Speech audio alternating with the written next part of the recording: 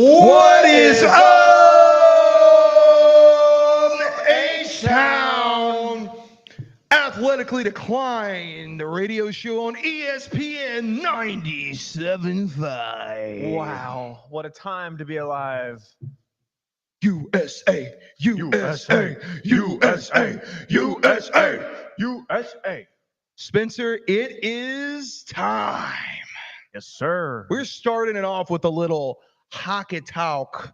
Yeah. Well, how about that? Houston, Texas. We are starting the show off talking hockey. And imagine that. The Arrows aren't coming back anytime soon, although I'm sure there's many Houston fans out there that greatly miss the Arrows. But tonight we are focused on one game between two countries. A border from the Great White North separates us.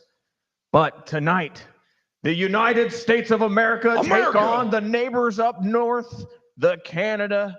I don't know what their mascot would be. The Canadians. Oh, Canada. They're called the Maple Leafs. Oh. Can we boo? Yeah. So let's start talking about this. So if you don't know what we're alluding to, we are talking about the Four Nations tournament that is concluding tonight that the NHL introduced this season in lieu of having a normal All-Star break. The NBA should take note of that, by the way. Yes. And it has been awesome because this is four nations: United States, Canada, Finland, and then what's the last Switzerland. one? Switzerland. Thank you. Those four nations got together this year and they played a round robin, and the championship is tonight between Canada and the United States. And if you didn't see what happened on Saturday night when these teams first met, well, the Canadian fans booed the national anthem for the United States, probably having to do with all the political tension between the two countries right now. We got tariffs, talks of 51 states. We're not going to get into all that, but the fans did not appreciate that very much, and they booed the national anthem. They booed the United States national anthem, and so what did our players do in return? 9 seconds into the match, the gloves came off, and we had 3 fights. And the United States ended up winning that match 3-1. And I'm telling you something, Tyler. I'm so invested. Oh, bro, I'm such a big Canuck Brothers fan. I mean, we have our version of the Bash Bros. Yeah. I mean, Kachuk. Sorry. It's okay. That's a tough name. So, but dude, them I don't know if you saw the video of them booing, and it showed them. And they just look at each other and nod. Oh, yeah. And I mean, it's like puck drop, gloves off. Let's go, bro. Yeah. And to me, this is something I've always loved about hockey, is that it encourages fighting. The NBA would be so much better if they encouraged the players to fight instead of doing those fake tough guy routines where one person gets in the other's face, maybe a couple of mild shoves are exchanged, and then teammates and security and coaches break it up before anything can escalate. That's not how it goes down in hockey. In hockey, you throw the gloves down and you duke it out until it goes to the ground, and then the refs decide to get in. But they understand these are competitive athletes. We got to let them get these tensions out. And I think more sports would be better off if they did the same thing. You know what, Alex? Let's fight right now. Let's just get it on, brother. Wow. That would be great radio listening if we just had a fight going on. Yeah, you just hear chairs banging. Yeah, that would be great. But the game is going to start here any moment now between Canada and the United States. Tyler, can I take a gander about who you're going to be cheering for tonight? Let me think. USA, USA, USA. And here's the thing, too. The biggest thing for Team USA is Spence, we're big fans. Connor McDavid. That's right, McJesus. But what they did in that last game when they played, and they leveled him the entire game. You got to do it again. You have the blueprint. Just go and do it again. Keep him out of the game. Keep Sidney Crosby out of the game. You're going to be fine. I mean, this team's young, they're aggressive, and they're talented, man. Yeah, this is definitely a game that the United States can win, and it would mean so much if they won this game, because this is Canada's sport. This is what their identity is in hockey. They go crazy for their NHL teams, despite none of their NHL teams having won anything in the past 30 years, just as a reminder, Canadians. And the United States has a chance to win in what is probably what? Would you say generously is the United States fourth best sport, most popular sport? Yeah, Because I think generously. your big three, basketball, football, baseball, those are always going to be UFC. king. I think the UFC is probably bigger. I think you can make a strong case that golf probably is bigger. I don't have ratings in front of me right now. I don't know, actually. I think hockey would probably be there at 5. Hockey's probably because you got to remember we're down south. We don't have a team. That's fair. Like Dallas, I know the Stars being good. Southern Oklahoma, the Stars being good is a big deal for them. And congratulations that one of your football teams actually are good. Yeah. Also, too, how's Luka Doncic doing? Yeah. Too soon? Nah, we dunk on Dallas any chance we get. But I have a plea. I want to make a plea to Houston fans right now. Houston sports fans, you need to watch this game tonight between the USA and Canada, and you honestly need to figure out some kind of hockey to start watching going forward, because I truly believe Houston will get a team within the next decade at a minimum. I'll say earlier than that. Yes. Frozen 4 is great. I've read reports, Spence, that we're next. Like, I don't know if you've seen those same ones. Well, I have, but we don't know when exactly that's going to land. So I'm being generous. So Houston fans, watch hockey. Start learning it now, because within this next decade, Houston will get some kind of NHL team. Tillman Fertitta has made it very clear that he is going to get it done, and we want to see that kind of hockey here. And so it's best to educate yourself now. Learn the sport now. Learn the ins and outs of it. I bet someone listening to this right now has no idea what icing is. So go learn hockey, learn the players. So when Houston gets a team, we can be educated, we can follow the team, and we can root our tails off because we know we love that. But we have a lot of other things we're going to talk about tonight. We're going to get into some football talk. Off season's underway. We're going to talk a little baseball and basketball. Those are the ultimate three kings of the sports world. We're going to talk about all that and more here on the Athletically Declined radio show here on ESPN Houston 97.5.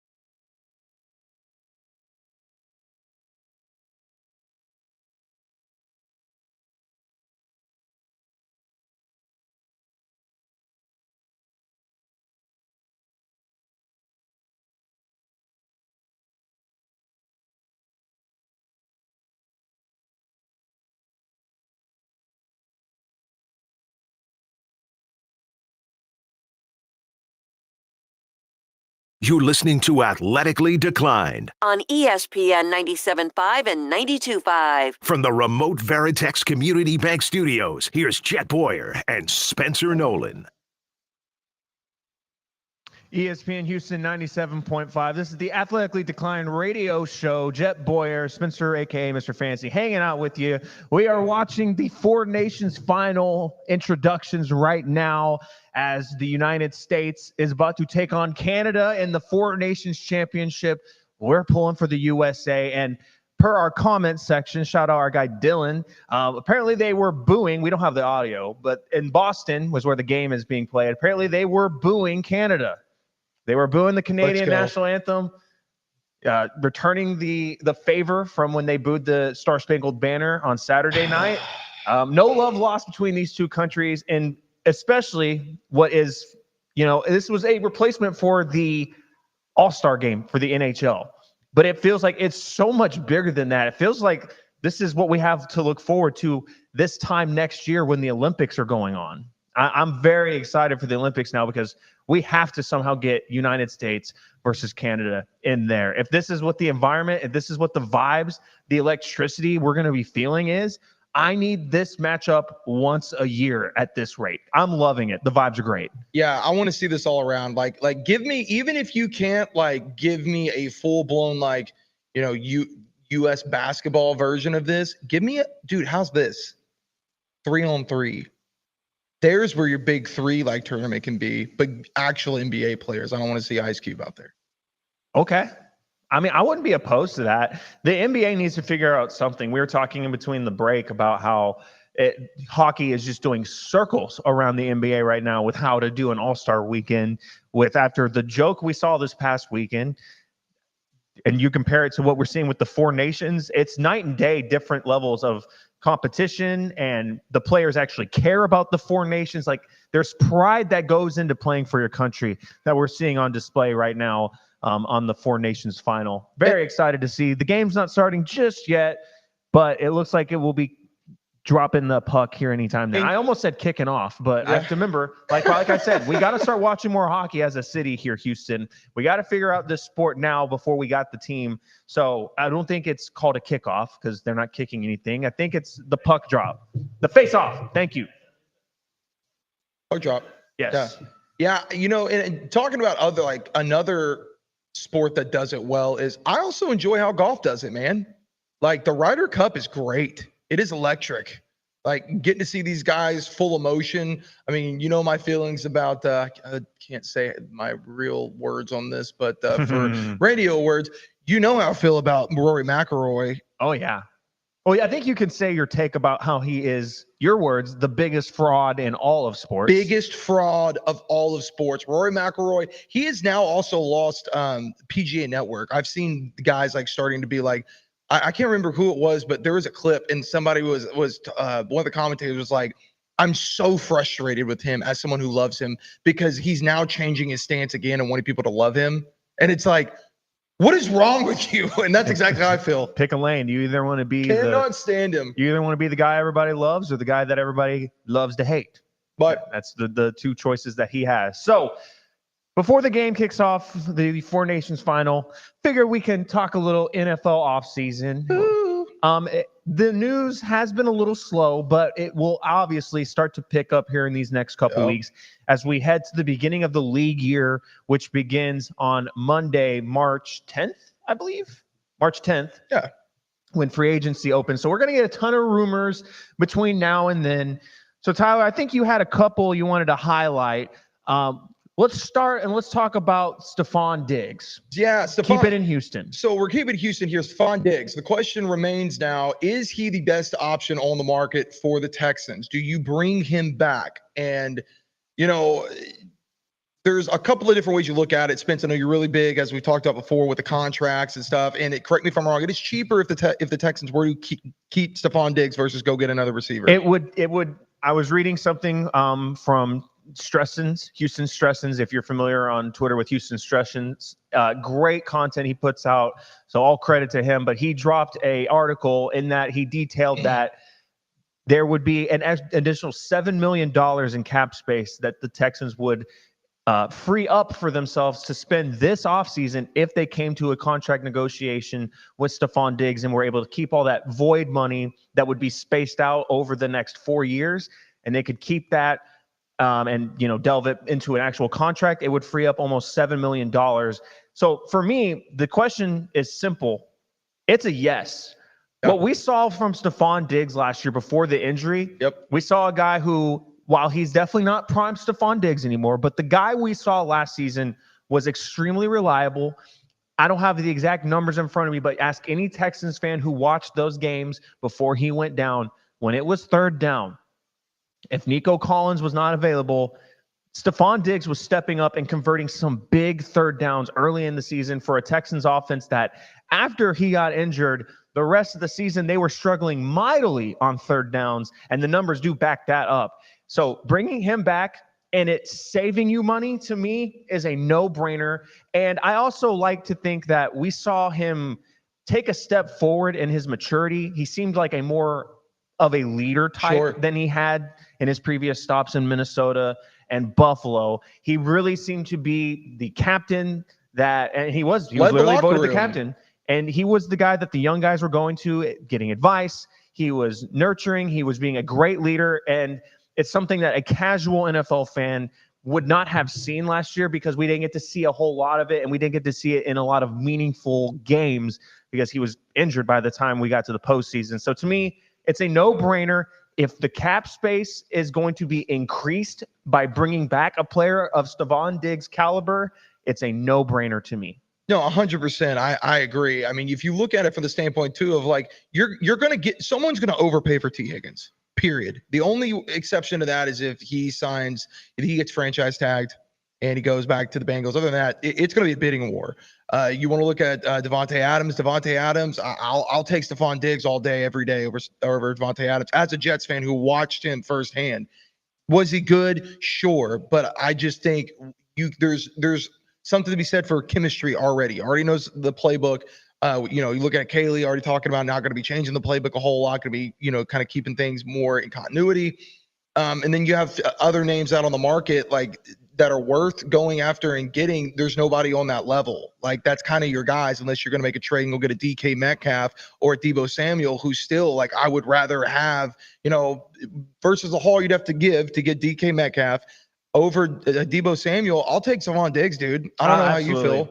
But for a guy that already is in the system, has been here for a year, and even though that's only a year, it's not a terribly long time. For him having familiarity already with CJ Stroud, we've seen them have the beginnings of what could have been a very special connection that we were deprived of due to the unfortunate injury. Yeah, I think it's a no-brainer. The injury happened early enough in the season last year that there shouldn't be any doubts that he'll be ready for week one whenever he does decide to pick a team and sign with a team. He should be ready to go week one for whoever that is.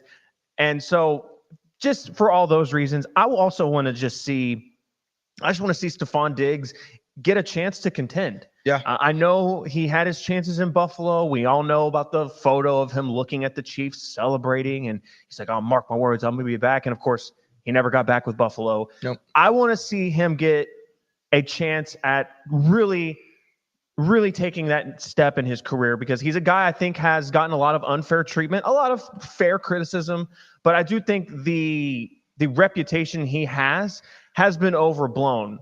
I don't think it was as messy in Buffalo as people think. Is Stephon Diggs the Kyrie Irving of the NFL? I don't know if he's as bad as Kyrie Irving, but I do think he's the type of guy that garners a lot of more hate than he should, is what I'm looking at. Absolutely, and it's a lot of the stuff for off the field issues than what happens when he's actually playing. Now, I'll clarify this. I don't think Stephon Diggs, in terms of their ability, is the Kyrie Irving comparison, because I think Kyrie is just so special. But I do think from the off the field stuff that you mentioned, I think that's a fair take. But I want to see Stephon Diggs get a chance for, retribution. I want him to get a chance at redemption here in Houston. And again, if it helps the team's cap situation, this is a no-brainer. Yeah. What you saw from him last year, if you get that again, and you can get that while saving $7 million in cap space, it's a no-brainer. It's just got to see, does Stephon Diggs think he can do better than what the Texans would offer him, and that's what it's going to come down to. And I think that everything that I've been looking at, the next most I guess coveted spot that any of these receivers would be going to, I think, would be the Commanders. There's a lot of hype around guys looking at going to the Commanders, or obviously, we talked about it. My take was I felt like the Chiefs needed to add another receiver, and it looks like that there's a lot of rumors surrounding that. That could be a hot spot. But the other rumor I had for you, Spence, is we'll touch on it because I got another good one for you. But Trevor Lawrence, rumors of Trevor Lawrence being shopped to the Pittsburgh Steelers and then coming and getting confirmation that it didn't happen. Now, again, just to be clear, that was also on the Steelers side. They were the ones that apparently were coming in and asking for Trevor Lawrence. But the fact that you would take a shot like that to think that he would be available is very interesting to me. A guy who was a first-round pick back, we're 4 years removed now from that? Just kind of goes back to how my stance is on Trevor Lawrence. I think he's a bust.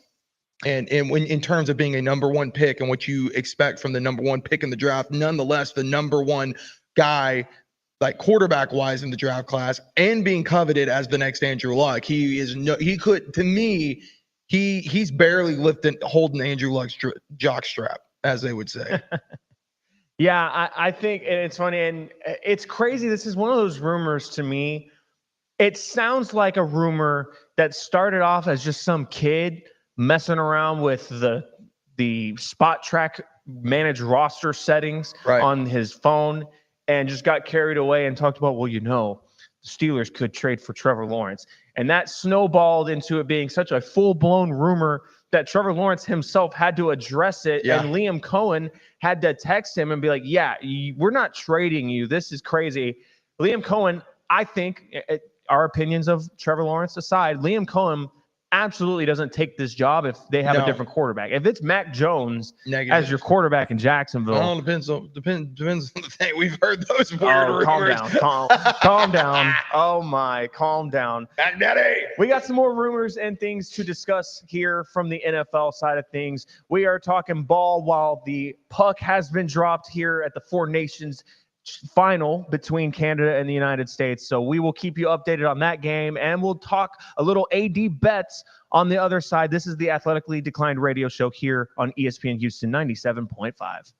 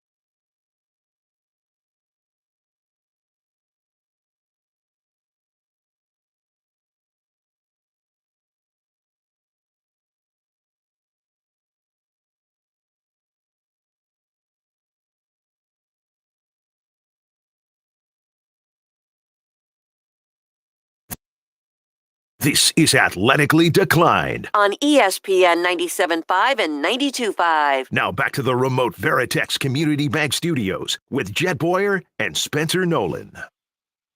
It is the Athletically Decline radio show on ESPN 97.5. Jet Boyer in the building with Mr. Spencer, Mr. Fantasy. That's right. Mr. again. You like that? Yeah, No, Mr. appreciate Mr. that. Yes, sir. So we're about to get in some 80 bets, but I'll tell you what, there is also one other thing that you can always bet on and that are also about to be 5 for 5, baby. That is Backyard Bliss Pools. Houston, your pool. Is it ready to make a splash? Maybe it is time to build a pool of your dreams. Backyard Bliss Pools, they do it all from crystal clear water maintenance to designing the custom pool that turns your backyard into a paradise. These pros bring your vision to life with over 35 years of experience. Coy Farmer and his team ready to build your pool bigger and better than ever. Guys, visit backyardblisspoolservice.com. Build your pool for this hot summer in Houston of your dreams. Hate to say it, Canada just took a lead. Oh, Nothing. not good. Did you see who the goal scorer was? Nathan It was McKinnon. Nate McKinnon, Yep. Colorado Avalanche. Also, shout out to our Twitch streamers. Yes. Largo. Here's the shirt. Athletically Decline on the front. AD on the back. The new logo, by the way. Super Bowl patch on the sleeve. That's So, an exclusive. shout out for being a day one. Yeah. And then we got the hoodie. We do have the hoodie over here that says Athletically Decline with the order logo on. Bang, bang. A-Train, Enrique Shockwave. Are we going to go 5 for 5? It's looking that way. I mean, James has been on a heater with 80 bets. For me, I'm about 65% on my bets, so running a pretty good clip there. For this week, we're doing basketball again. Me and James did have the same lock, and that is USA to beat Canada. Bang. Doesn't matter. Just Bang. bet it. Just bet it. We're betting on freedom. All right. We're betting on freedom. But as far as the basketball bets here, I've got Jordan Poole over 22 points. That is a minus 115. Poole's been the consistent scorer for the Wizards. You know, he's kind of leading that team. He was a big, potential trade chip there. I don't think anybody wants to deal with that ego, but he can put the ball in the bucket. He is a great scorer. The next one I have is Jalen Brunson over 24 points. That is minus 125. He's been averaging over 24 points a game recently, so he's been on a tear. I mean, the defense is going to have to deal with the other pieces of that offense. Cat's going to be out there, and so Jalen Brunson is going to have as much heat as he usually does. The next one I have is the Detroit Pistons and San Antonio Spurs. Jaden Ivey over 5 assists, and that's minus 105. Ivy's been facilitating well for the Pistons and the Spurs defense, focusing on Cade Cunningham. I expect Ivy to have a big game and easily eclipse 5 assists.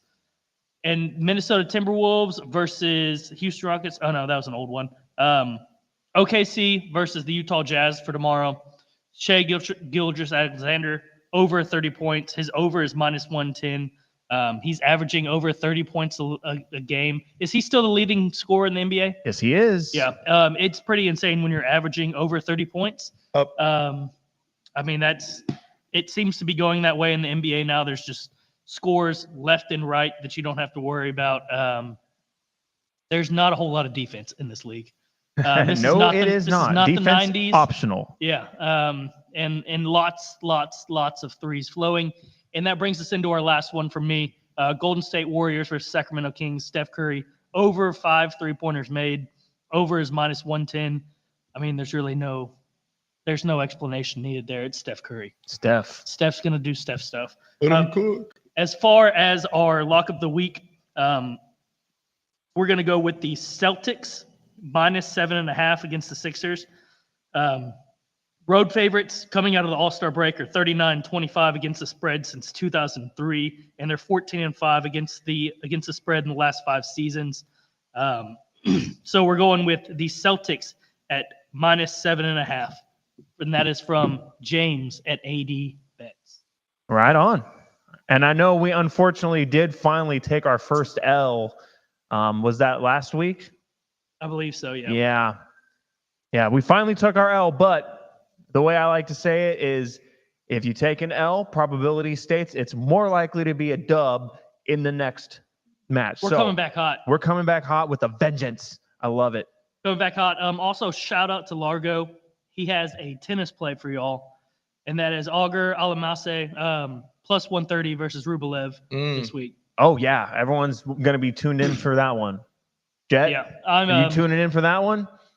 I like cartoons. I'm saving my tennis picks for the majors when normal better scare. Just- I appreciate Largo's deep cuts and going real deep into tennis. But yeah, I'm for not the gonna average lie. viewer, We are in a mini dead zone for sports right now. Let's just be honest about it, boys. thank God for this hockey tournament. Yeah, we were. I know when we were coming up with the show doc for tonight, we were really trying to stretch some segments a little long because let's just be real. Football ended, and there's a hole in all of our hearts, and it still hasn't been filled yet. Basketball, to me, I love it. It's easily my second favorite sport. We have baseball starting up, spring training here soon, but they just don't do it for me the way football does. And I'll tell you something, it is a lot easier when your team, I'm not rubbing it in, when your team has won a championship, but because you have all that time to bask and not worry about your team losing, which is great. True.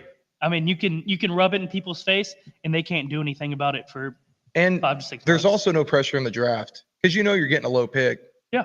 So it doesn't mean matter. Like you're just like, hey, BPA. Are you saying that no team has ever messed up a draft before? No, I'm just saying if you win a Super Bowl, basically, especially you're 32. with the Eagles. Yeah, and not to mention, I mean, we never really had to worry about a draft because we have Howie. That's So very true. Howie is a magician. Shout out Jalen Rager. You know what? We're not going to bring up that one. Shout out to Howie for a championship this year. Jalen Rager or not? I actually think I saw Jalen Rager's name pop up on some roster last year. Who was he on? Was it the Vikings? I don't remember. I'll find it real quick because I thought I saw him pop up on some roster in the 24 season. He was with Chargers. The Los Angeles, I almost called it San Diego Chargers. He was on the Chargers practice squad, and he was actually promoted to the active roster on November 6th. I remember him getting a catch. I don't see any stats. I'm on his Wikipedia, admittedly, so they probably don't keep his page up to date. I can't imagine there's too many people going to the Jalen Rager Wikipedia page. I'm just going to say he used up all his catching, saving those babies when they were throwing babies out windows in the house fire. So. Yeah. Well, we know Aguilar didn't get the job done there, right? That is an all-time fumble, but considering what Jettis has done, but it is what it is. Spence, give us a little update on the face-off. Yeah, it's still 1-0. Nate McKinnon has the goal for Canada, but if you recall, if you watched the match on Saturday night, Canada went up 1-0 in that game as well. And then the USA scored 3 goals unanswered. So the USA just needs to keep the pressure. Panicking. You got plenty of time. Definitely not. It's definitely still in the first period. It's one of those things where they have the old saying of the most dangerous lead in hockey is 2-0. 1-0, you're still hungry, but 2-0, you could get complacent and really choke the game away. Okay, so got a question for the next. I think we got 2 minutes on the segment. What is your top pick, just off the dome? If Houston were to get a hockey team, what would you like to see it called? Ooh, I would. And say, arrows is chalk. You can't say bring back the arrows. And I wouldn't want the arrows to be honest with you. That was a minor league team. If we're getting an NHL team, I'm looking at the name of the team that should have been the Texans' name, in my opinion. It was the finalist, and they went with the Houston Texans, which diehard Texans fan, I still think it's a really stupid name. But I think they should be the Houston Apollos. Ooh, I do like that one. I think that fits the vibe of these hockey teams. It's better than the Utah Hockey Club. So I've got something similar. Give me the Navigators. The Navigators. Houston Navigators. Okay. I mean, I could probably get on board with it. Like I got on board with the Houston Texans, but it could be a shuttle. It doesn't give me a lot of inspiration, Tyler. I'm not going to lie. You do the Houston Oilers color scheme. Oh, you think Amy Adams Strunk is going to let you do that, buddy? Oh, I think never mind. I can say that. Yeah, careful, buddy. We're on the radio. She can go kick rocks. I saw one that I liked that on Reddit, and it was the Houston Invaders. I could get on board with the Invaders. And the I like logo, that. They built a logo and everything. It was a spaceship abducting someone, and I liked it. Yeah, That's I pretty like cool. that we all went space theme. Space theme is definitely what you want Gotta to do space theme. I think a shuttle logo would just be dope. Oh, and yeah. like, What, could just you a square? Huh? A square? Yeah, Shuttles aren't cool, dude. like the space shuttle, like the space shuttle now. Are you talking like a shuttle from like Interstellar? Yeah, I mean, you want a rocket ship. You I don't want want a rocket. shuttle. Yeah, like this. Yeah, dude, you imagine like having like an alternate jersey where it looks like a NASA, like actual like a NASA suit, dude. That would be wild. I would be here for it. It's going to happen eventually. We just need to brace ourselves for whenever Houston does get that team. But on the other side, we are going to have our favorite segment of the week. We are going to do the Jag of the Week segment here on ESPN Radio 97.5.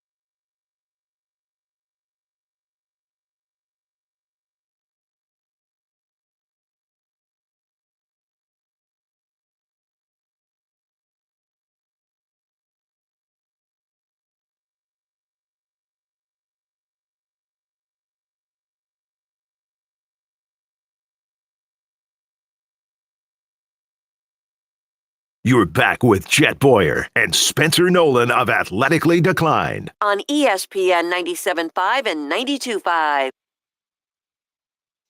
It is Athletically Decline radio show on ESPN 97.5. Jet Boyer here, but partner in crime, Mr. Spencer, Mr. Fantasy. We were just getting into, before we came out of break, we were talking about what would be our pick for the Houston hockey team names. And before we go any further, I want to remind you guys, text line 713-780-3776. Again, 713-780-3776. Got some comments here about some of our guys here in the Twitch fear of what they would. And so we're going to read some of these. We got the Houston Horchatos. Okay. We got the Houston Musk. We got the Houston Potholes. Got the Houston Humidity. We had said I said the Navigators. You had said the Apollos.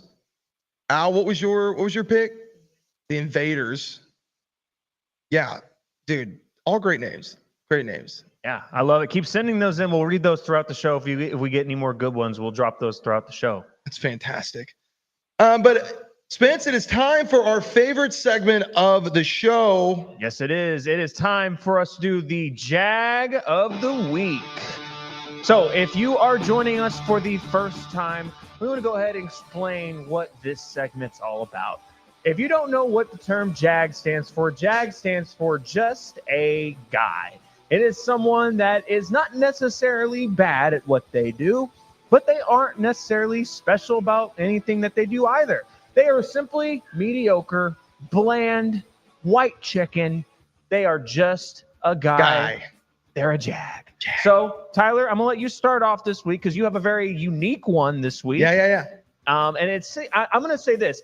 Just reading it, it seems like you have a bone to pick with someone specifically. So I'll let you have the floor. So here's the thing. We're going off sports a little bit because I think everybody, there's things in life that there are Jags. And we're going to use one today.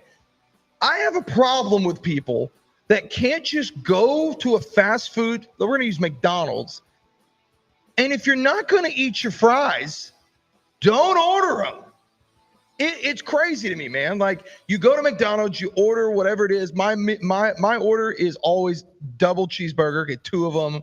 Get a medium fry, a large Coke. The only place I would drink a regular Coke at. And I eat my fries, bro. Because here's the deal. We all know the bonus fry at the bottom is the greatest gift that any fast food chain can give you. And the fries are great hot, so you eat them as an appetizer on the way home. And if you don't want to enjoy that in life, then there's something wrong with you. You should go seek help. And if you're going to go order a meal, spend the extra money, and get the whole thing, eat it, or give it to a kind soul. Don't let it go to waste. And I know there's some of you out there that be doing that. Because my wife's one of those people that likes to do that. There it is. I knew this was about someone and specific. She likes to get the full meal and then doesn't eat all the fries. She may grab 1 or 2. No, you eat your fries. See, I grew up in the era where, Spencer, you ate all your food on your plate. And that is why I seem to continue to go up in pant sizes like it's some type of score I'm keeping. I'll say this. I can't fathom this one. I'm not gonna lie to you, because I don't think I've ever met someone who orders fries and then doesn't eat them, because I have the problem that you mentioned. If I get fries at Whataburger, they're gone by the time I reach my house. Worst fry, by the way, to wait till you get home to eat. Oh yeah, well, I love Whataburger fries, but they definitely don't age well. But let's just say this. I want to make this clear. We are obviously Houston slanted, yes. Texas favored, Texas biased. So I get that, but let me be clear on this. If we're talking fries, I never want to hear In-N-Out mentioned in a fry discussion. That is glorified cardboard. As we got some people mixing it up in the USA-Canada game behind me, so I got distracted there. But In-N-Out, there should not be a conversation when it comes to In-N-Out versus Whataburger. Chick-fil-A, very honorable different. mention. Love me some Chick-fil-A fries. Yeah, absolutely. Fantastic. Absolutely. But I want to know the story here. Did you have an exact instance recently where someone ordered fries and didn't eat them and it just irked you? Well, you know that you typically like to just look at me and just say you hate me. This was one of those moments where you probably just hate me because there was no instance. You just thought of this. Today I thought about it and was like, why do people do that? Why do people do that? Now, welcome to my brain. Do people do that though? If I'm not going to eat my fries, I will not order fries because for me, my meal, there's two options. You can get a basket of fries and 2 double cheeseburgers, which I'm not going to eat all that. That's a lot of fries. Or I order it separately. So if there's a day where I don't want to get fries, guess what, Spencer? Not ordering fries. See, but counterpoint to this, though, a lot of times if you look at the items a la carte when you're doing a combo meal at a fast food restaurant, if you get just like McDonald's is what we're talking about here. And you talked about the Superior basket of fries. fry. If you get just a Big Mac and a drink, it's only like you're only saving about 80 cents or so on the meal. So at that point, I might as well just pay 80 cents and get some fries that I'm barely just going to touch. You balling like that? I guess, but that's 80 cents. We're talking about McDonald's. Dude. Hey, bro, I freaking can barely rub 2 pennies together, man.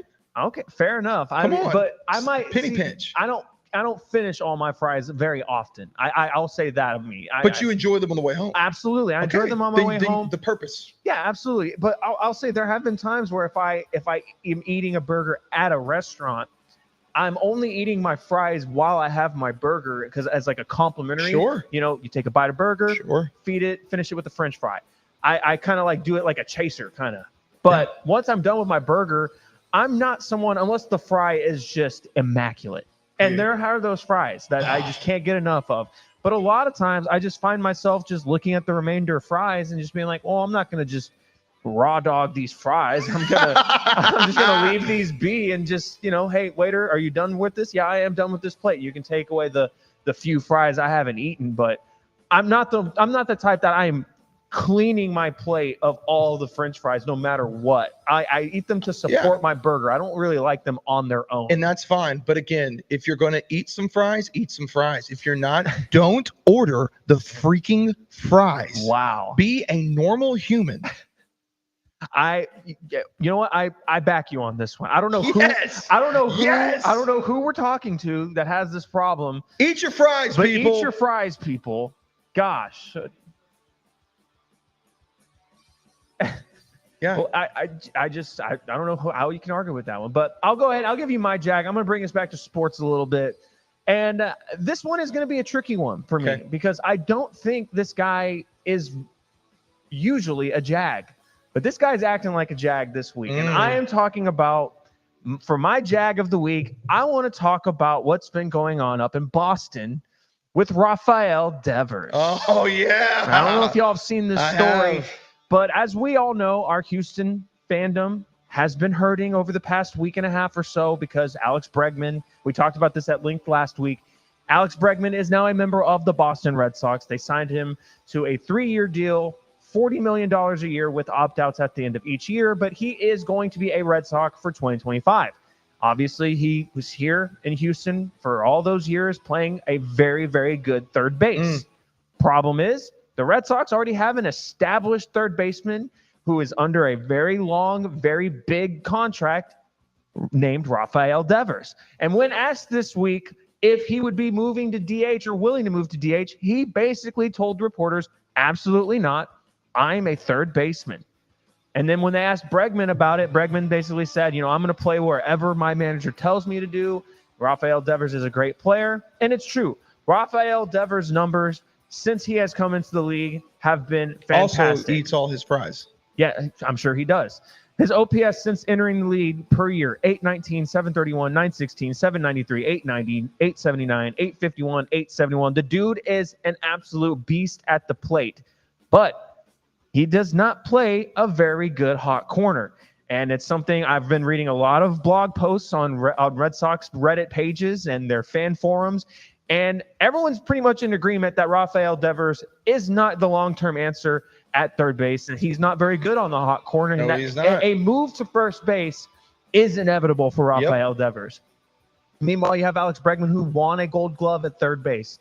And so it seems like they are going to tuck their tails between their legs and honor their star player's wishes, Rafael Devers, and keep him at the hot corner at third, despite him being a better candidate to play somewhere else on the infield and have a Gold Glover at third. So I don't think he's a bad player, and I don't think he is acting like a great player right now either, because he's taking a very selfish mentality for a team that now that they have added Alex Bregman, this is a team that can contend in the AL. Absolutely. And so why wouldn't you be willing to do whatever it takes to make your World Series aspirations a reality. You know, we know that Rafael Devers was a part of the last Red Sox championship team, but he was kind of like a miscellaneous ancillary part of that unit. Yep. If the Red Sox are to contend this year, he is going to be the main stake in that lineup. He is their best player when it comes to being at the plate. So, for all that, because he is so great at the plate, but he is not good in the field, and the way he's been acting at the media this week, for those reasons, Rafael Devers is a Jag. And that is who I got for my Jag of the week. I love Rafael that Devers, come on, man. I'm sick of these guys prioritizing themselves over the team. Also, you've already got your money. You don't need to make any more, bro. Just let's go win. Let's go win. Also, too, Spencer, Rafael Devers, most punchable face in baseball. I don't know about that one because Jock Peterson exists, but I won't argue with you too much on it this week because he has been very punchable this week. I want to punch him in the face. I still want to punch him in the face. Devers is a very punchable face. Joe Kelly. Yeah. We know how much we want to punch him in the face down here in the H.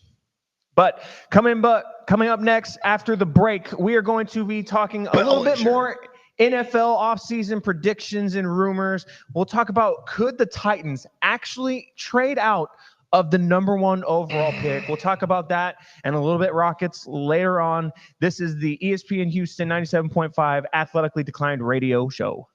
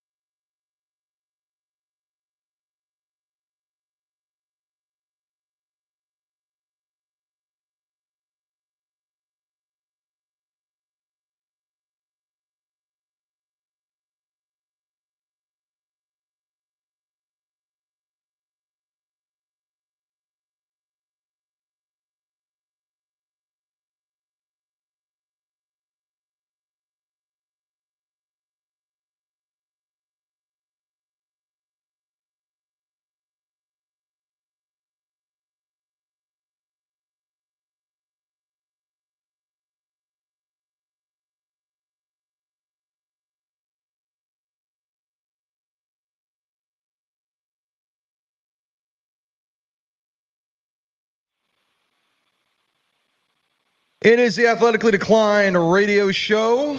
Jeff Boyer, Spencer, Mr. Fantasy, and Houston, we hope you're eating your fries. If you know, you know. So, Spence, you alluded to it before the break. There's been some rumblings, and I'm involved in these rumblings, Spencer. I have stake in these rumblings. The AFC South foe, Tennessee Titans. Amy Adams is the worst. Jag. Have been shopping the number 1 pick in the NFL draft this year, which is music to my ear here because that means that they will not be getting as good as they could. And just so happened, the team that is calling on it is none other than my New York Jets. Very, very torn on this. Why so?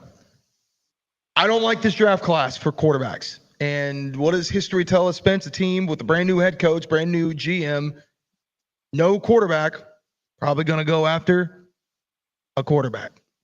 Don't like it in this draft. However, there is one name that I have been high on. That is Cam Ward. Everything I've read has been that the Jets have fallen in love with Cam Ward. Hey, let's go USA, USA, USA, USA. Okay, enough of that. Here we go. So, if the Jets were to go do this and pull this move off, first of all, sitting at 7, that's still a bit of a haul that you're going to have to give up. Absolutely. To jump up in the top 10, it takes a lot to make that happen. You can look back to in recent years, the biggest move we saw was, obviously everyone knows about the Bears trading down from 1 with the Panthers. But we also know, even keeping it close to Houston, what the haul it took for the Texans to move up from 10 up to 3 to take Will Anderson after they drafted C.J. Stroud back in the 2023 draft. So it's definitely going to be a haul.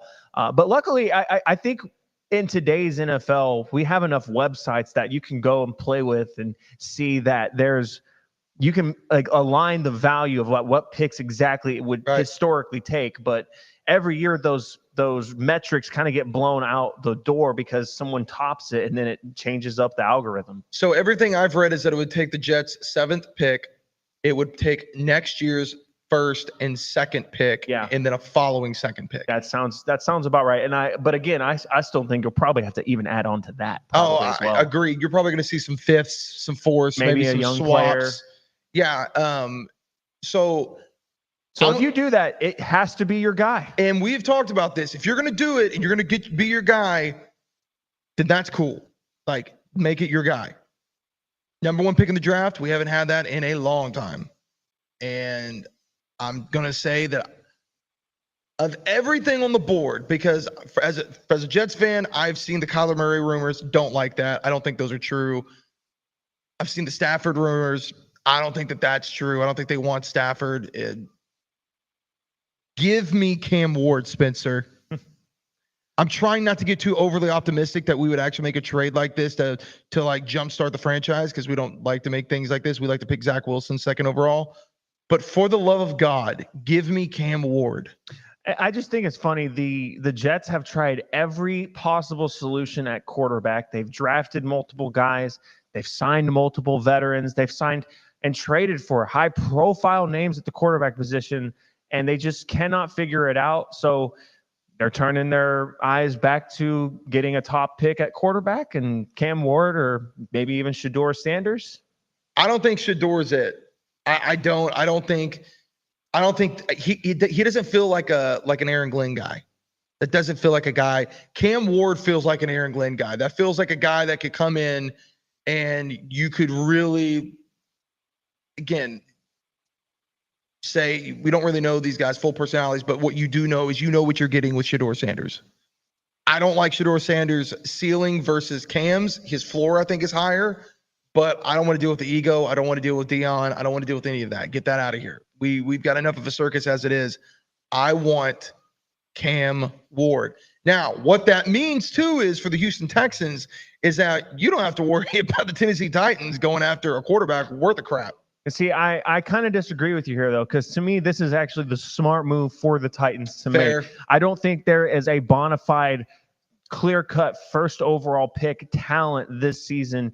I don't believe in Cam Ward enough. I don't believe in Shedeur Sanders enough. And if there was any player I would take 1st overall in this draft, it's not even Travis Hunter. It'd be Abdul Carter out of Penn State, the edge. So I don't think it would be in their best interest to sit there at 1 and take a shot on a Cam Ward or a Shedeur Sanders. I think if I'm the Titans, I think the best course of action for them, for the betterment of that franchise, which what I'm about to say, I hope the exact opposite happens, but I think it would be smart for them to take a trade back, go 1 more year with Will Levis, see if maybe he can build on anything. I haven't seen the flashes that they have for him to continually get starts in the NFL, but it seems like they like him enough that they're willing to do that again. There's also been a lot of links potentially with Aaron Rodgers going there. Could we see them sign an Aaron Rodgers and trade up and still draft a quarterback, a la Kirk Cousins, Michael Penix? Perhaps we could see something like that. But either way, the Titans trading down, getting more picks. If they got a Chicago Bears level haul, that would not be good news for the rest of the AFC South. No. So I would prefer them take their chance on two flawed quarterback prospects. If they like Cam Ward or Shedeur Sanders more, whichever one of those, it wouldn't really matter to me because I think both of them are flawed. And I think both of them, it's going to take a lot for them to be very successful high-level starters. Not that they're going to be busts, but I don't see either of them just coming in immediately setting the world on fire like we've seen in recent years with Jaden Daniels and CJ Stroud. See, I feel like, and it's gonna be the first time I put this out here. I feel like that Cam Ward can be everything we wanted Anthony Richardson to be. I don't see it. I feel like he can. The more I've started looking at tape, looking at his mechanics, looking at his reads. His reads is what bothers me a little bit. I feel like that down past 20 yards, his ability to read a coverage and not throw into double coverage. He takes a few too many hero ball throws, but his ability to run, his pocket presence, I like a lot. I think when you get in the NFL, we talk about this all the time, NFL level coaching is different. Now it's changing a little bit with how college football is going, but it is still different, the level of coaching you get at that level versus college. I do think that if this team is set up from a personnel standpoint, as well as what I think that they have done so far, because I have more confidence in this regime, as much as I even love Joe Douglas, than I did Saleh. Way more. I feel way more. Really? Of way more confidence. It wasn't that long ago you were threatening to leave the fandom because of what they did to your boy. Yeah, Joe Douglas, love him. I do not think he's a problem, but I do have more confidence in a guy in an OC that has watched plays be called from Ben Johnson than I do a dude that was literally a personnel quality control person. This guy was Ben Johnson's right hand, who our OC is now. And I believe in Aaron Glenn. I think Aaron Glenn, you know how player coaches turn out well. Like we've seen success stories of player coaches, and Aaron Glenn is very much a guy that people respect. They want to play for. He gets a lot out of his players. Good defense. And the guys he's put around him, I think, are good. I also like our new GM. I think that he, if you look, it wasn't my first choice, but I'm on board. Like, it's not like that the Broncos have been bad at drafting the last 2 years. They've done a pretty decent job. However, you got to get the quarterback spot right. It's the only part of the Jets that have not been able to get right. And we have literally been bottom barrel for the last 15 years because of it. Yeah, and it's football. That's where it starts. It starts and ends with the quarterback position, and it doesn't matter how good the team is around you. If your quarterback's not up to snuff, you got no chance. Give me Justin Fields as a signing, 1-year deal. Make the trade. Give me Cam Ward. So you would start Justin Fields over a first overall drafted Cam Ward. You know how I feel about that. That to me is insane. But again, that's my philosophy. I do not like young quarterbacks immediately being thrown to the fire. But it's the first overall pick, Tyler. Again, we can look at it and say... You weren't saying this about Jaden Daniels. No, I wasn't, because Jaden Daniels is different. That's different. Completely different But he's story. a young quarterback entering the league. Jaden Daniels was but he was way more seasoned. He wasn't. I felt like looking at Jaden Daniels, there were way more to like, way farther along coming into this league than Cam Ward. Again, this is not a strong quarterback. I give you that. What I'm saying is, I look at how you read a defense as a young quarterback. When you come into this league, if you cannot read coverages, you are screwed, period. We've seen it time and time again. That is why the 21 class to me will go down as the worst NFL quarterback class of all time. Yeah, I think you're crazy if you think a team is going to trade up for the first overall pick and not start the guy day one. I'm saying what I would do versus what they're going to do. Well, whatever you want to word it. What I want them to do is that mentality. You would give up assets to move 100%. Up to one and not start the guy. You want to play long game, or you want to play the long game or not? This is a franchise. If you're going to do it, trading up for a guy, you already are playing the long game. No, you're giving up future assets. Right. to build your team, to Right. move up for a guy right now As that good- you think that you can make a run with right then. That's the only reason why you make a bunch of moves like that. You give up future picks. If you think you have a team that's close, I have a different view. The Jets fans think, and they've told me this constantly, that the Jets are just a quarterback away. You said it yourself just a little bit ago. No. They were, again, I'm not disagreeing with you, but I do think when you bring a whole new regime in, you have a year that you have to get figured out. Aaron Glenn's not going to come in here and completely flip this team around year one. It will not happen. If it does, and they're the Commanders of this year, that'd be fantastic. But I just do not see that happening. That's not realistic. It's a new system. It's new play style. It's new coaching style. It's new offseason programs, new strength coaches. Like, you just can't do that. But what I do believe wholeheartedly, if you want to make your franchise last, you want a long game play, we have to get out of the mindset that if we're giving up this haul for a first round, they have to play. I've caught myself out of it. I don't care. I want the team where I'm at. I want it to be good, no matter what. And that means sit his butt down, hold a clipboard, watch Fields go out there, let him do his thing. And if he beats him, but here's the deal too. It's just not realistic, man. If he beats him out, then great. But that's what I want. What will happen though is what you're saying. And he's going to come out, he's going to start trial by fire, and we're going to figure out what happens. And we may have a bust and know it probably by the end of the year, or we'll see there's something to be there. Look at Bryce Young, he's turned it around. But we're going to be getting into here in a few about some Houston Rockets talk. We're going to get talking about maybe a little TGL for you golf fans. So guys, Athletic Decline, ESPN Radio 97.5, Spencer and Jeb Boyer.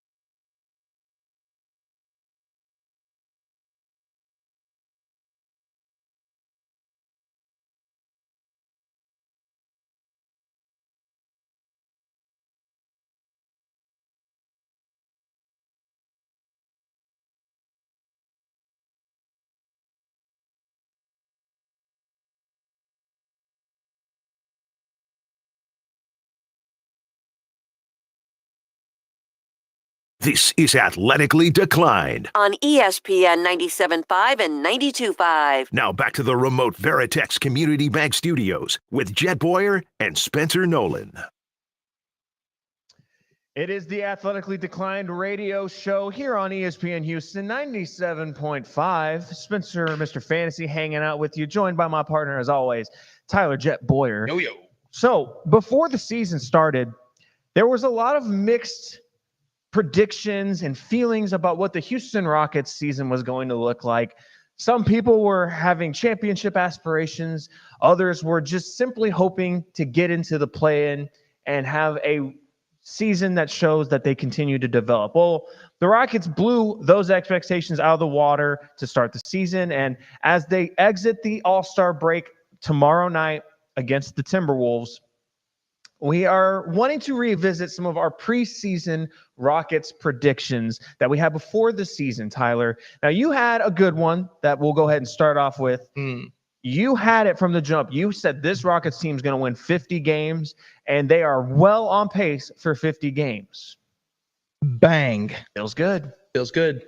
Rockets team is I mean, it's the Udoka effect. We talked about at the beginning of the season. We believed in it. We believe in the process. Trust the process. Guess what? Process worked out great. Yeah, so far, so good.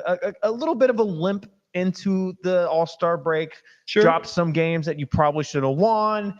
Rested some starters for minutes that a lot of fans were raising eyebrows at. But they entered the All-Star break. They're 13 games above 500, or 14 games. What's their exact record? Do you have their exact record right now for me? I have top the standings. Either way, they're doing great. They're well on pace for 50 wins. They are fourth in the West. What's that record? That record is This is great radio here. 34-21. 20 and 13. 20 and 13 as of right now. They're 20 and 13 is not right. Conference. Thank you. That's Sorry. the one. 34 and Looking at conference. 21. Thank you, A-Train. So well on pace for a 50-win season. So I have my preseason awards, all right, who I thought the Rockets team awards would be. My MVP before the season was Alperen Şengün. That's who I thought was going to be their catalyst, was going to be the most important Rocket is Alperen Şengün. So far, so good. Seems to be living up to that hype. Made his first career All-Star game this past weekend. Didn't get a lot of playing time, but an All-Star nonetheless. The third youngest in Rockets franchise history, Alperen Şengün, despite maybe not playing as well as he had in years past, probably got the All-Star bid just because he is the best player on one of the best teams in the NBA so far this season. So that one, not looking too bad. My Sixth Man of the Year award, I was predicting it to be for the Rockets. I was predicting our Sixth Man of the Year to be Cam Whitmore. That one had a bit of a rocky start. He had a lot of G League experience, wasn't getting a lot of minutes, was, pouting to the media, had some questionable decision-making at time. But Cam Whitmore, since Jabari Smith's injury, he has played a very important role for the Rockets off the bench. He's not really playing the sixth man role per se. That's probably more so going to someone like Tari Eason. And at the beginning of the season, it was Amen Thompson, who was at a time was going to be the Sixth Man of the Year for the entire NBA, let alone for this Rockets team. But Cam Whitmore, it has been nice to see him blossom into a contributor for the Rockets off the bench. And it's going to be very interesting to see what his fate is this summer, however the season plays out. I hope he is a fixture for this Rockets bench unit long term. However, the more and more we get into the season, the more and more Cam Whitmore starts to look like someone who's going to get packaged in a trade this summer for a Kevin Durant type of player. My most improved player of the year, and this one I think I nailed, my pick was Amen Thompson. Yes, it was. And not only do I think he has been far and away the Rockets' most improved player from last season, I just straight up think that Amen Thompson right now is the best player on this Rockets roster. I know the headlines go to the All-Star Alperen Şengün and the flamethrower that is Jalen Green. You don't know which version you're going to get, but we've gotten a lot of good Jalen Green this year. But all of that pales in comparison to the impact of Amen Thompson to me, who, in my opinion, is the literal perfect basketball player outside of his horrendous jump shot. If he can get a consistent jump shot where he's shooting it, I'll say very generously, if he's shooting 45% on middies and he can get to even 33, I'll even go 30% from three-point land, we're talking about a guy who's going to take over the entire NBA, because every other aspect of his game, maybe a little bit of ball handling could be improved for him, but literally every other part of Amen Thompson's game is perfection. His defense, his rebounding, his hustling, and his vision as a playmaker, even though he does get a little bit careless at times, as any young ball handler would. Amen Thompson has been spectacular, and he truly is the Rockets' best player, in my opinion. And then to wrap things up, my defensive player of the year for the Rockets was Jabari Smith. And this one's probably the worst of these 4 predictions I had. And it's not my fault. Jabari Smith's been hurt for almost 2 months now. We haven't seen him in a long time, but we did see at the beginning of his injury, when he was missing games, we saw this Rockets defense take a hit. And it's because Jabari Smith is so important to what the Rockets want to do on defense. He can switch 1 through 5. He can guard anyone. He can hold his own. And as a small ball 5, he is so important to their spacing that his loss was really felt in a lot of ways. And I'm very excited.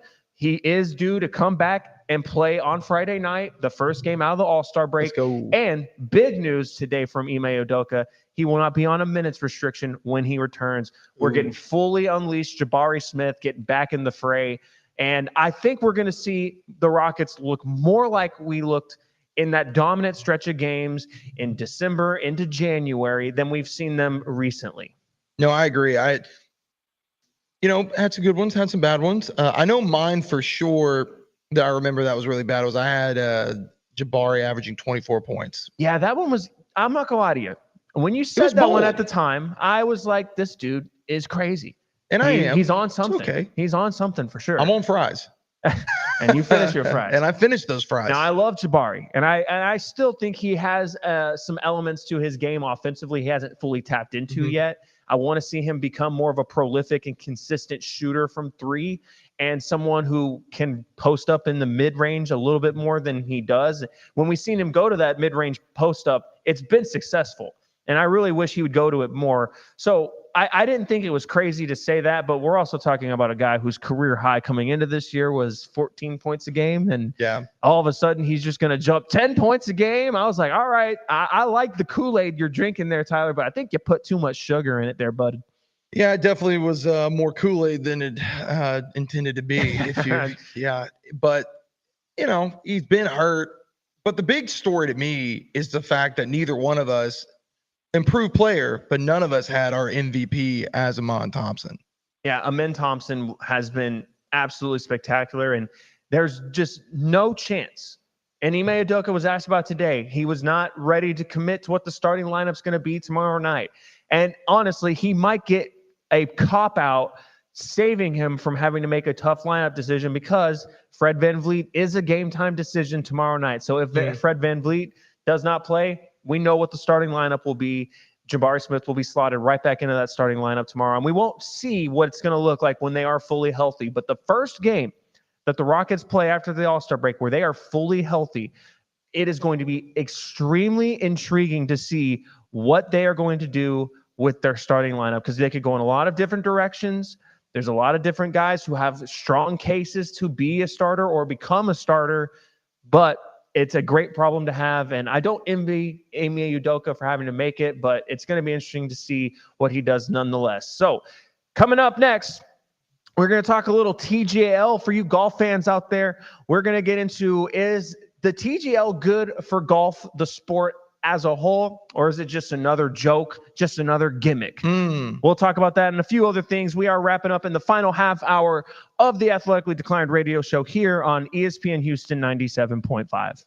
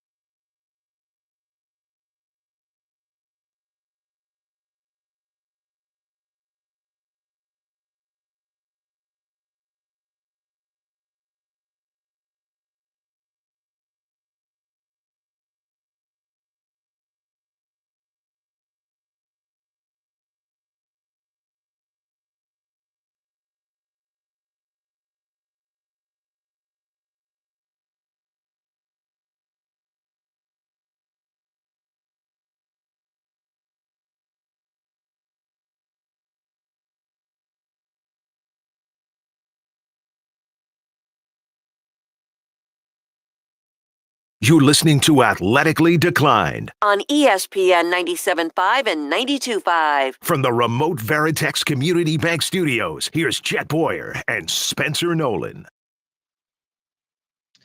It is the ESPN 97.5. It is the Athletically Declined radio show. Spencer, Mr. Fantasy, Tyler Jet Boyer hanging out with you here. Tyler, we're going to talk a little golf now, and I'll be honest with you, Tyler, and you know this about me already. I'm not much of a golfer. Okay. I love to play. When the weather's nice, it's good to get out there with the boys. But I'll say this. I have started to watch a little bit more, and I'm starting to grow my love for watching a little golf. And there has been this new league that has been picking up steam a little bit lately that Tiger Woods started, the TGL. Now, you're a big golf guy, Tyler. A big golf guy. Big golf guy, yes. Can you tell me a little bit more, and you know, all the golf casuals like myself out there, tell me a little bit about the TGL and what should we expect from it as just a casual, you know, golf fan? So I'm going to give you just a brief overview of what it is. So you're basically watching what they call a hybrid golf match. So hitting in to a 53-foot high, 64-foot wide simulator screen. And this is an arena. They built this thing for TGL. It is at SoFi Center, but the way they built this thing out, like it is specific to this whole thing that Tiger Woods and McIlroy have put together. If you ask me, it's really just Tiger's way of longevity. That's my hot take, because he can't walk around a course anymore and he refuses to get a golf cart. And he's trying to stay relevant, I guess. You know, I don't think you're Tiger Woods. You're always relevant. You're right? always relevant, but it is cool. Like the concept is very cool. Whenever they hit into off the tee box, they hit off the simulator. When they get around like rough and stuff, they actually have like tall grass, and then they have an actual green and sand pit for the being in the sand. In the center of it, and that sand, just a really cool little note, is imported from Augusta, which is it's pretty cool. Wow, we got to have that for this virtual golf. Yeah. You got to have the real sand from Augusta. So it's. Are you sure? Well, I'm gonna let you keep going, but are you sure they didn't just like get a random thing of sand and just be like, we're gonna tell everyone it's from Augusta? Don't worry. I mean, it's Tiger Woods. That's true. I'm sure if anyone could get some sand from Augusta, Tiger Woods could do it. It would be Tiger Woods. So it's very cool. But to me, the coolest part about it, because I could care less about the golf side, because I think simulator golf, like it's fun to do with the boys, but I don't want to watch Tiger Woods hit a simulator. I have no interest in that. But they're all mic'd up. And I love that, because you got teams with Tiger Woods and freaking Kevin Kisner on it, who Kiz is, for those of you, like hilarious, like straight South boy, you know, is Kevin Kiz, baby. And he is, if you've ever seen Kiz, he is very short in comparison. He is the most unathletic looking golfer athlete that you will ever see. And dude, there has been some funny moments of him mic'd up. But one of the funniest things that has happened recently that I kind of want to touch on is in what was the lowest rating. So the first week, 919,000 views. And that was the average through the second week.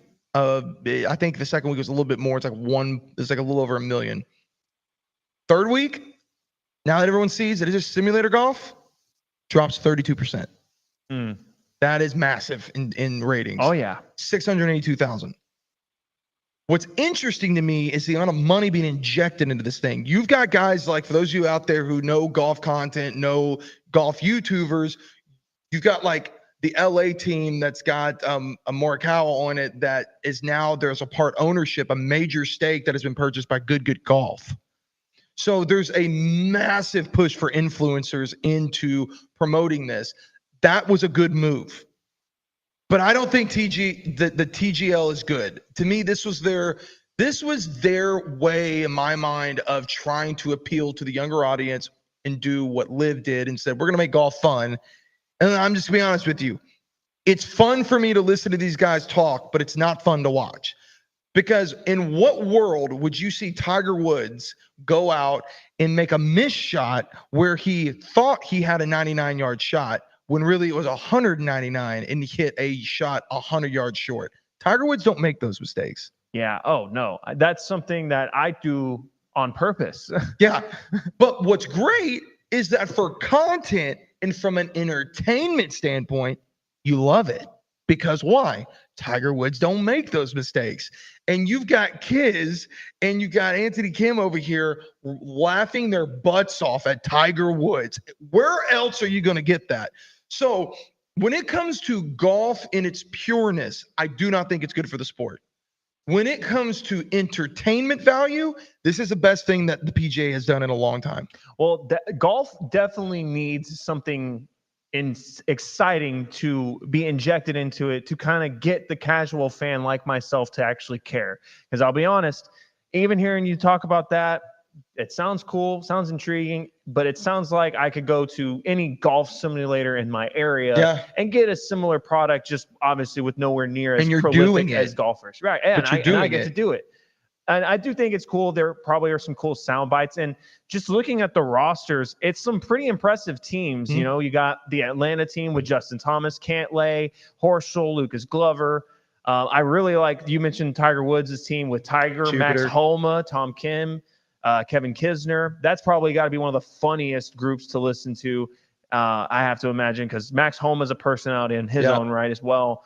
And then, of course, you got Steve Cohen owned the New York Golf Club with Fitzpatrick, Ricky Fowler, Xander Schauffele, and Cameron Young. So there's a lot of big names that are participating in this, but you got to give me a little bit more. I'm not going to lie. You got to give me more. I need to see. This is what I want to see in golf, just in general. And I want to see this on the PGA Tour as well. I was never more intrigued with golf than I was during the heyday of the Bryson DeChambeau versus Brooks Koepka beef. Yep. That was really the most invested I ever was, because people, even us dudes, we like drama. And we can sit there all we want and pretend like when our girlfriend has on her reality TV show and we're walking by to go to the kitchen and get a snack, and we look over our shoulder and we see that on and we act like we're not interested. But then it's like, wait, he broke up with her? We as a human species, I'll do you one better, just love drama. And so we need more drama. We need more golfers going at each other's throats. We need more bad blood. There needs to be more beef. And so something like this, where they're all mic'd up, has opportunities, and there's potential here for there to be more drama. And that's what I would want to see. I want to see guys that hate each other. I want to see guys talking trash. And I really would like to see maybe even some. I hated on the NBA for it earlier. I would love to see a fake tough guy shoving match between some golfers, because that would be unlike anything we'd seen in the sport ever. It would be great. And, you know, to your point about loving the drama, I'll do you one better. Love is Blind, new season. If you guys haven't watched it, it's fantastic. Fantastic. Judge me all you want, guys, but it's a good show. It's a good show. But yeah, I mean, this is what I want to see. Now, there's a couple different leagues. There's a content creator league for YouTube golf that's apparently in the works right now. They also have the Grass League, which is a duos par 3 match that they're doing with content creators and one pro golfer. I like that. That's what I want. Oh, and USA just scored to go up 2-1. USA. It's almost the exact same script that happened on Saturday night. Canada opens the scoring, and the United States responds emphatically. Continue, Tyler. But what I want to see is more of a grass league style. I want to see, you got all these good golfers. Then I want you to like remove one of the good golfers and put like Bob Does Sports. And then like remove another one and maybe put like DOD King. Remove another one and maybe, you know, put like one of the like Garrett on from Good on there. That's what I want to see. And figure out a way to work in a handicap and make there be like pressure shots that only those guys can hit. Do you want to talk about like comic relief and more impressive? If you see a guy under pressure with a bunch of Hall of Fame golfers like freaking, you know, Tiger Woods sitting there and knowing Tiger can't take that shot, that's what I want. And that to me would be something that I could get more on board with to watch and be more entertained by, along with everything else they're doing. Because again, it's a good, to me, I look at it and go, oh, that's a good effort.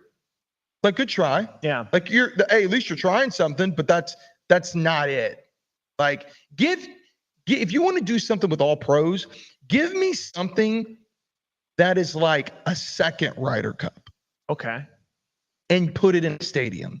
You want to tell me that wouldn't be electric? Do the TGL but do like the national face-off. Oh, okay. Now we're talking. Like we said earlier, people love to play and ride for their country. I think that could be great. Mic them up. You see what I'm saying? Like, let me hear you whenever you're chirping at each other because it's nation versus nation. That's the stuff that I want. Yeah. And that would, to my point, it would go back and that would create more drama. Oh, The tensions would be high because I think that's what golf needs. Golf needs to be more entertaining. And even people who love watching golf, PGA, Live, now the TGL, even those that are diehard for it would be some of the first to tell you, yeah, it's good to have on in the background while you take a nap. And that's not good for entertainment. If I'm going to sit down and watch something like I do for football, basketball, baseball, right? If I'm going to sit down and watch a game, I need to know the stakes and I need to care about the stakes. And honestly, that's one thing golf is not really good at because we know really the stakes is, oh man, if he doesn't make this putt, instead of making $10 million, he's only going to make $4 million. Oh, yeah. And then that's a significant difference as a $6 million putt. But like the stakes don't feel as much as this team's going to win, this team's going to lose. We got to figure out which one's going to be which. Because again, the ultimate competitor in Tiger Woods, you think that he's going to make that kind of a shot if he really cares that much? He's not. Right. And so you lose that competitive edge that makes those guys great in my mind doing something like this because it's you want it to be casual and then as an inviting atmosphere, but you don't want it to be so casual that you lose the competitive edge of the players because if they're not invested to that level, the fans aren't invested to that level. Because I mean, Spence, you gonna fly out to SoFi to be able to watch one of these? Oh, absolutely not. Exactly. But hey, if the Texans go to a Super Bowl, you're gonna figure out every which way you can to go, right? Oh man, if the Texans, if ever they make it to the Super Bowl, I'll sell a kidney. But you see I'll what I'm donate saying. any limb. I'll do whatever it can to get there. Trust me. But you see what I'm saying? Yeah, Like, absolutely. They're giving it all every single day. Like that's the problem with this league is I don't feel the same drive. Yeah. Make it worth it. You can. You know what? Even give me a TGL that's Live versus PGA. Yeah, there you go. Why not? Yeah. Give me bad blood on bad blood. That's I what we want to need. see We it. need drama. We need bad blood. We need beef. Throw the caps off. Throw the caps off instead of gloves and go at it. That's right. So one more segment we'll get to on the other side of the break. We'll bring in our producer extraordinaire, AJ Swaggy Russ, and we'll talk to him and have him correct any errors we made on tonight's show. And then we'll wrap up this bad boy and we'll talk about what we're going to talk about on next week's show. This is the Athletically Declined radio show here on ESPN Houston 97.5.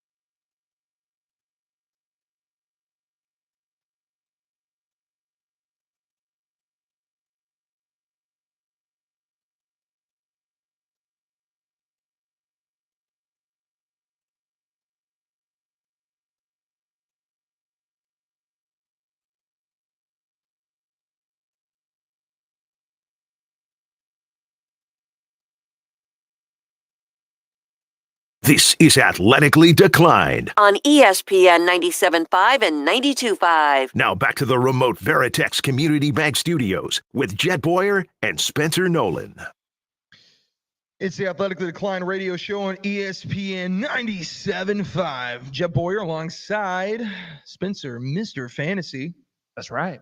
And it is that time of the show where we ended out with our boy AJ, producer extraordinaire. Nice hair, by the way, today. See, you got things under control. Yeah, it's not breathing anymore, AJ. Yeah, appreciate it. Yeah, I had to get a retwist. Yeah, that's definitely. Looks good. You look handsome there, brother. How you Thank you, feeling, AJ? How's your week been? Pretty good. Can't complain. Just a lot of work, which is a blessing. So that's pretty good. Yeah, for sure. I like the mentality. Work is a blessing. Yeah. People too often just forget that, hey, there's people out there that would love to work and they can't. Exactly. It's about being grateful. But hey, Mhm. there is some big Cowboys news, AJ. Yeah. Your boy, Zach Martin, Yeah. retired. Man, a legend for sure. I think he had more all pros than holding calls, 9 all pros Yeah. and 7 holding calls his entire career. It's tough. I hate to see it. I'm not gonna say another career wasted, but another career I wish he would have got a ring for sure. Because I mean, he's a Hall of Fame talent, definitely a first ballot Hall of Fame guard. Was consistent throughout his whole career. So yeah, it's definitely gonna suck to lose him, especially with this potential new regime, because they brought in some solid offensive line coaches, things of that nature too. But I'm happy for him because I think he has a 1-year-old now. He has some young family, so definitely want him to be around his family too. It makes sense for sure. I'd rather him retire than going to another team. So yeah. Yeah, I'm not gonna lie. I've been looking at a lot of offensive linemen free agency lists, and Zach Martin kept popping up there. And I won't lie, I fantasized about him playing in a Houston Texans jersey a couple times just because of how bad the Texans offensive line was last year. So a little sad to see him not be available. He very likely wouldn't have ever left Dallas anyways. It was either going to be Dallas or retirement. Yeah, and probably. he chose retirement.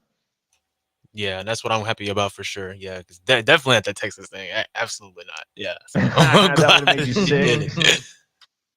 So what do the Cowboys do now? I mean, you have a hole on the offensive line there, a big one, Zach Martin, and the offensive line last year wasn't what we were used to with some very historic Dallas Cowboys offensive lines that we've seen over the past, 5 to 7 years, I would say. Basically, since Dak got there, they've had a great offensive line.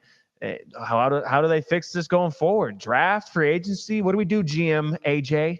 Well, I definitely don't think you look at them in the first round. That's one thing I would have to say. If you look at the past picks, especially like people in the division like the Eagles, they're not drafting guys in the first round necessarily for their O-line. They're finding these guys in later rounds. And like look the last year for the Dallas Cowboys. Now, obviously Tyler Guyton, he was a rookie, but he barely played a lot of football at Oklahoma. So he's a project player. So we're hoping to develop him more. But their center last year, Cooper Beebe, I believe he was a guard in college. He played center last year, only allowed 3 sacks the entire season. Plays really good football. And it was his first time in his whole football career playing center. So finding a gem like him in the 3rd round and just different players like that. But in terms of the offensive line, I would say to look probably be more aggressive in later rounds, but also in free agency for sure too. See if you can get some few veterans, because also we know the salary cap went up some yesterday. So we're going to be seeing about that. And I think the Cowboys have no choice but to look in free agency to be aggressive, because they've heard the noise for sure. And especially the results of last season, you have no choice but to be aggressive. And especially with this new regime. All in. Right, all exactly. In, AJ. Well, I don't know about all that. That's just cap. I just want them to get this stuff done and stop yapping all the time. That's really the main thing. Because talking, it doesn't matter. It's cheap. You're supposed to get on the field and put the work in. But I do like the new coaching staff. They had a lot of their interviews today, a lot of assistants, people that don't know, people that fly under the radar. And really, like the offense coordinator, Clayton Adams, he talked about attacking the game with violence. And that's what a consistent theme has been through these new coaches, being aggressive, being physical, being a tougher football team and attacking the team. So I think that's a new thing, a new mentality, because a lot of people have viewed the Cowboys as being like a finesse team, not being as physical, being soft at times. But it's time to crack some heads open. I mean, that's what football is about. And I like that type of mentality, being physical and creating violence. Do you think it's because of this newfound theory I've been hearing about on Twitter and TikTok lately about how teams that have the color blue in their runway, which Texans would be included in this, so I'm not being a hater, but if you have blue, specifically a lighter shade of blue, that you're soft? Do you think that could be it? Cowboys not a super deep or super light shade of blue, but I wouldn't call it navy blue either. Is that why they're soft, AJ? Because they have blue in their colors? Well, I think that has absolutely zero connotation to anything at all. But because like even if you look at the Lions, though, I mean they were trash, Yeah, but I mean they're a that's what physical I was football gonna team say. now. So That's true. it makes no yeah, that's no connotation there. But yeah, it's just your mentality, personality. What is your your football team embody? That's what it really comes down to. So I think there's going to be a real change because Mike McCarthy, he was a good coach, but if you really look at his staff, a lot of people don't talk about this throughout the years, but he was hiring a lot of his homies and. With Brian Schottenheimer, I know a lot of people weren't happy about the hire. I wasn't initially at first, but he's been hiring a lot of different people that he hasn't worked with before and people that he's heard around the league. So they have different backgrounds and new voices to really just help him not help him out really because it's about being not the smartest person in the room, but having a lot of resources. And I think that's what Schottenheimer has done, especially when people, the casual public, look into the staff that he has hired and acquired and the type of names that they worked with. I think it's going to be a positive thing, at least in terms of having a new mentality and a new regime and new voice. Oh, AJ, I continue week by week. You keep drinking more and more of that I'm not. I'm Kool-Aid, just being brother. honest. I never said they're gonna make the Super Bowl or anything like that, or You're win right. two. You're right. Yeah, But we're inching there, AJ. Are we inching there? no, because we'll I'm have to talk sugaring like that thing up during the for him. draft. No, no, but hey, I will say this though: if they get in the draft and like say if okay, hypothetically at pick 12, McMillan or Genty is there, that's something there because I've been seeing Territory McMillan, the receiver from Arizona, Arizona. Yes, bro. very good player. I I've like been him seeing a lot. lot of mock drafts. People have him going like past 12, 13, 14. Like that's kind of That's crazy to me. crazy. That's what I'm saying, bro. If he is there and Genty is too, that's a tough decision, dog. I'm not gonna lie. Yeah, I mean, we see it every year though. There's always a guy that falls down draft boards that is everyone is just shocked that like what are they doing there? How could they have fallen? Last year, and oh man, his name is slipping my mind. The Texas defensive tackle that ended up getting drafted by the The Seahawks. Can Seahawks. I someone know help what me you're out talking about. here? Yeah, yeah. But he was supposed to go very early. He was supposed to be the first defensive player drafted, and he fell out of the top 10 completely and ended up with Seattle in the mid round. So that feels like I think McMillan will be gone in the top 10 personally, but that feels like the person making that mock draft was simply just trying to be ahead of the 8 ball on that one. They want to be the guy that called that guy falling down draft boards. I remember the year, this is a very deep dive, but I remember the year Alshon Jeffrey came out. I don't even remember what year that was. I want to say it was like 2014, 2015. It was a while ago. But he was someone that everyone was saying, oh, top 10, top 20 minimum pick. And then dude didn't even get picked until the second round. That's crazy. And Canada just scored, by the way. We have a tie ball game in Boston. Boo.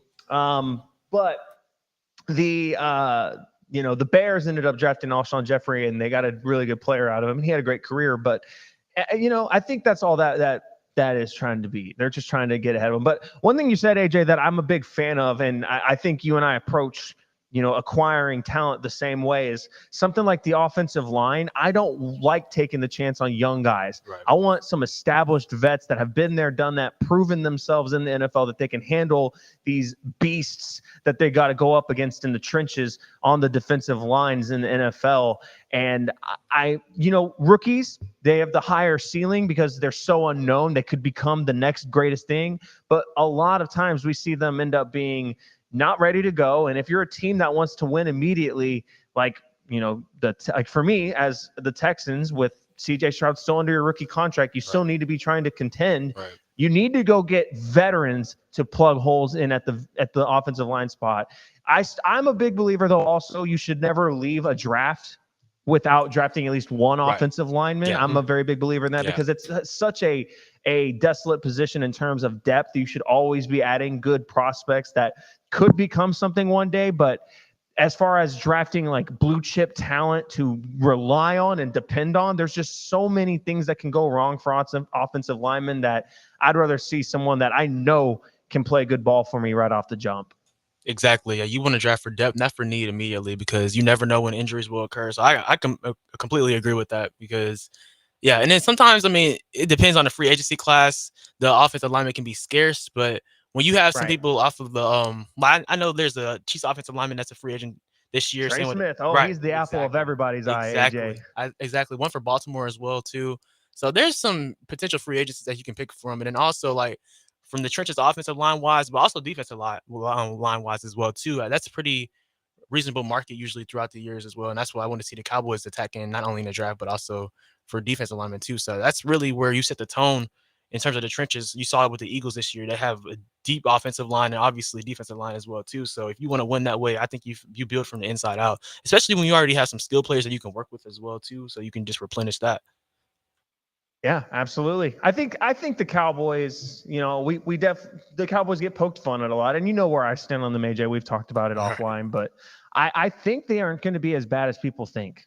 Exactly. And I'm definitely not drinking the Kool-Aid at all. I'm still very skeptical of the Brian Schottenheimer hire overall, but I don't think the Cowboys are going to be drafting in the top 10 next year. I'll say that. Is that a hot take? I don't think so. Won't be drafting in the top 10 next year? I don't think so. It's been a while. I think since 2016 they drafted in the top 10. Yeah, because Michael was the 12th happening. Yeah. I don't know. They're just what do the Cowboys look like without an offensive line? I don't know. That's going to be the question. Yeah, I mean, unless you would define them, quote unquote, not having an offensive line this past year. Well, and many would argue that. Well, Tyler Smith is an all-pro player, so it's not like he's a scrub.